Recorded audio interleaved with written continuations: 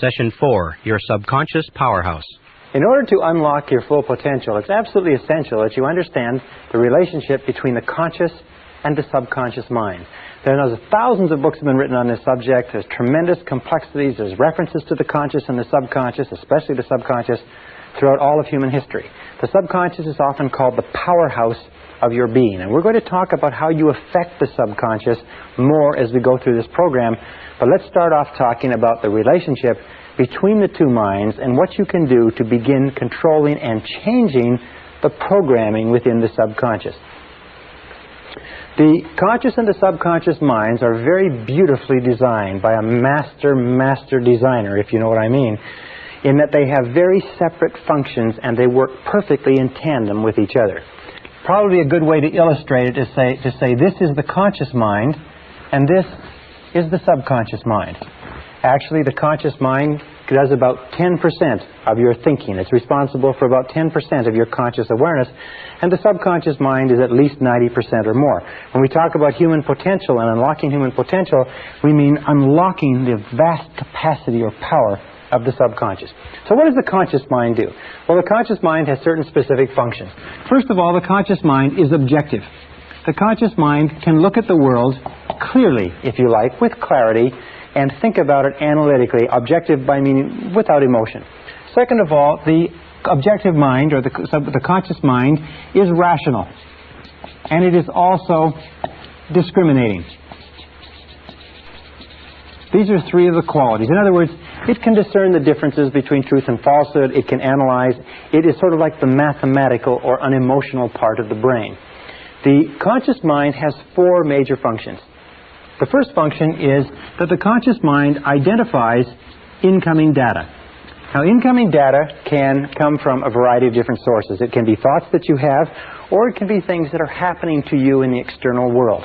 So let us say you're walking across the street. This is your mind. You're walking across the street and you hear the roar of an automobile engine. Your eyes immediately turn to the right to see what the sound is and to identify what is that sound. When you see the automobile, you identify, you attach the sound to the car. The second thing that the conscious mind does is it compares that moving automobile to all other moving automobiles of your experience.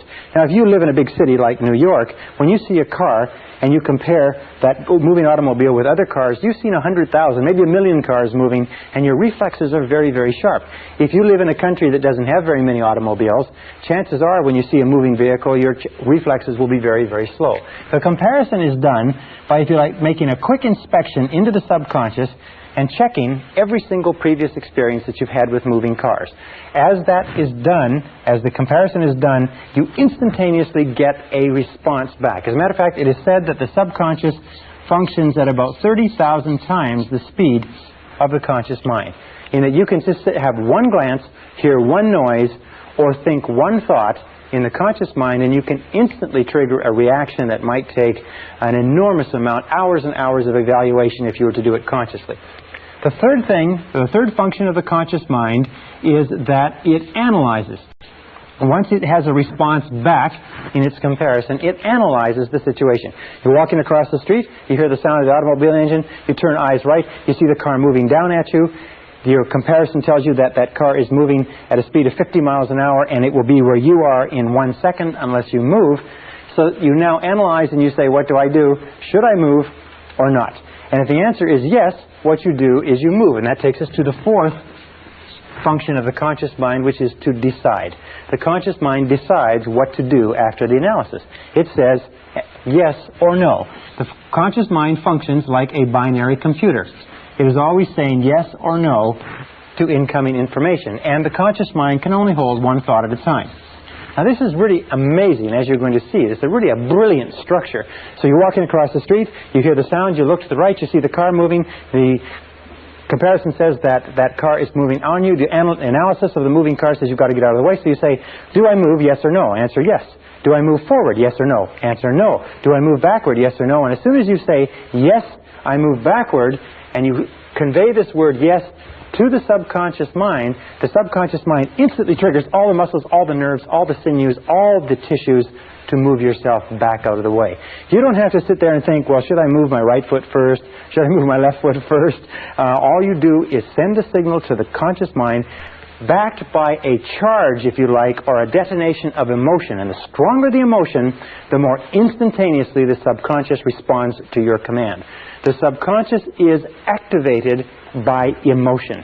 Emotion of fear, emotion of desire, the survival instinct, the love instinct, but it is always an emotion that triggers the subconscious.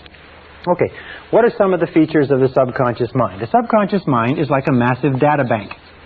As a massive data bank, the role of the subconscious is to store and retrieve data. In other words, the subconscious mind is the subjective mind, in that it simply is the mind that obeys. Just as the conscious mind commands, the subconscious mind obeys. The subconscious mind has no thought of its own. By the way, the conscious mind has no memory. The subconscious mind is the seat of all memory. The conscious mind, remember, can only hold one thought at a time, whereas you can remember millions of facts. The relationship between the conscious and the subconscious is the conscious is like a gardener, and the subconscious is like a garden. Whatever seeds you plant in your subconscious mind, the subconscious mind goes to work to grow. In the subconscious mind, you have a whole series of different programs, the self-concept, which contains all the information on all the subjects that are important to you and all of your previous experiences and responses to those situations, so that if you have a new situation similar to it, one of the roles of the subconscious is to keep your behaviors consistent with your previous behaviors. So that if you've always been fearful in a situation, you see the situation, you'll instantaneously be fearful without thought. If you're in a situation that you don't know anything about, the natural tendency is for you to be neither fearful nor unfearful, because you don't know enough until you build up an experience bank. And this brings us to three critical laws. Three of the most important mental laws that we talked about. Remember, we talked about how your whole life is determined by mental laws. The first of these three mental laws is the law of subconscious activity. The law of subconscious activity says that whatever you plant into your subconscious mind, it immediately goes to work to bring into your reality. And your subconscious mind makes all your words and actions, it makes all your words and actions fit a pattern consistent with your self-concept. In other words, it keeps all your words and actions in a pattern, fit a pattern consistent with your self-concept, or consistent with all previous information that you have put in. Also, it keeps your words and actions consistent with your dominant goals, which eventually, if you like, become part of your self-concept. So that means that your body language, your attitude, your level of energy, your level of self-confidence, the way you get along with other people, your social skills, everything is consistent with your self-concept. The subconscious, simply without you thinking about it at all, keeps everything consistent with it. So when you feel really good, when your self-concept is positive, you have a bounce in your step. Your body language is confident, it's courageous, it's outgoing, and so on. And when you feel negative, your self-concept is negative, and you will act in the same manner. Which brings us to our second law. The second law is the law of concentration. Actually, this is the ninth law that we've talked about since we began.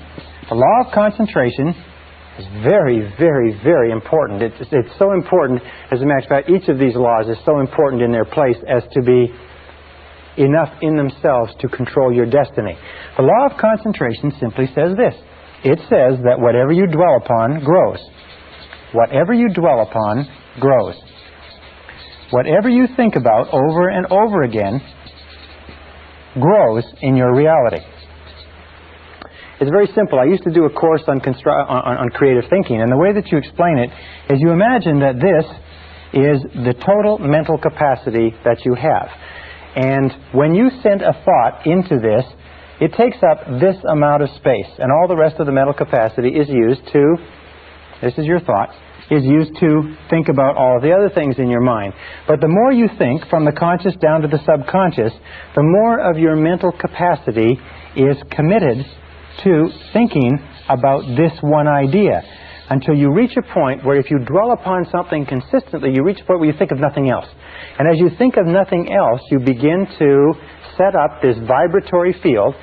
The subconscious mind is the core of the law of attraction and the law of vibration and the law of radiation. You begin to set up this vibratory field that sends out thought energy from you consistent with what you are thinking about and draws back into your life people and circumstances in harmony with those thoughts. So you just have to look around you and you have to say, what are you thinking about all the time? What are you dwelling on all the time? And the basic rule with regard to the law of concentration is to dwell upon, think about what you want to happen, not about what you fear. And this brings us to the third law in this series, and that is the law of substitution. Now, the law of substitution, I've had many of my graduates tell me this has been the most important law they've ever learned. It's a very simple law, and it's based on a fact that the conscious mind can only hold one thought at a time, positive or negative.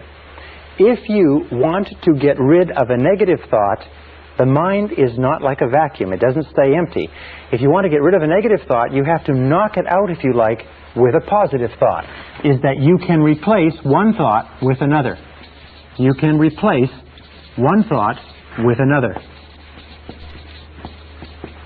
And if you do that consistently, and if you replace any negative thought, any fear thought, any anxiety thought, any self-limiting thought, any negative expectations, anything that's holding you back, any fear of failure, lack, poverty, rejection, loss, or anything else, if you replace it with a desire thought, and this is the key, fear versus desire.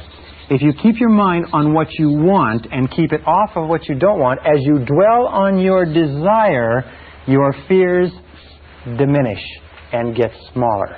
As you think about what you want, eventually, because of the law of substitution, you have less and less time, less and less emotion to think about what you don't want. Why is it that people are successful?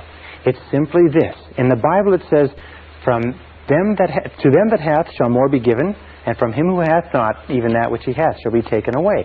What it means is simply this. The rich get richer, the poor get poorer. Why? It's because the rich think about wealth and affluence all the time. And what do the poor think about? The poor think about lack, loss, and limitation, risk, danger, fear, failure all the time. So if you want to unlock your potential, if you want to go straight to the stars, you have to use the law of substitution to keep your mind on what you want. Use the law of concentration to dwell continually on the results you desire. Be solution-centered rather than problem-centered. Be goal-centered rather than loss-centered. And the law of subconscious activity will begin to adjust your words, your actions, your feelings, your emotions, and everything to the point where you will draw into your life the people and circumstances that will harmonize with it. Now, what's the most powerful thing you can do? It's very simply this.